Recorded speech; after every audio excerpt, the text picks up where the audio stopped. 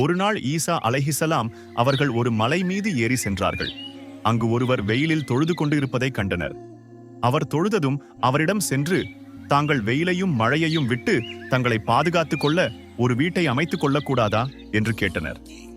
அதற்கு அவர், இறைவனின் தூதரே, நான் 700 வயதுக்கு மேல் வாழ மாட்டேன் என்று பல நபிமார்கள் என்னிடம் கூறியுள்ளனர். இத்தனை குறைந்த வயதை பெற்றுள்ள நான் வீட்டை கட்டுவதில் என் வாழ்நாளை செலவு செய்ய விரும்பவில்லை என்று கூறினார். அப்போது ஈசா அலைஹிஸ்ஸலாம் அவர்கள் அவரை நோக்கி, இதைவிட ஆச்சரியமான ஒரு விடயத்தை சொல்லவா என்று கேட்டார்கள். என்ன அது என்று வியப்புடன் கேட்டார் அந்த மனிதர்.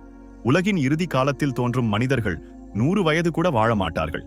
ஆனால் அவர்களோ 1000 வருடங்கள் வாழ்வது போல் எண்ணிக்கொண்டு மாட மாளிகைகளையும் கூட கோபுரங்களையும் கட்டுவதில் தமது வாழ்நாளை செலவு செய்வார்கள் என்றனர் ஈசா அலைஹிஸ்ஸலாம். அப்போது அந்த மனிதர், அச்சமயம் நான் உயிரோடு இருந்தால் நான் என் வாழ்நாளை ஒரே சஜ்தாவில் கழித்து விடுவேன் என்று கூறினார்.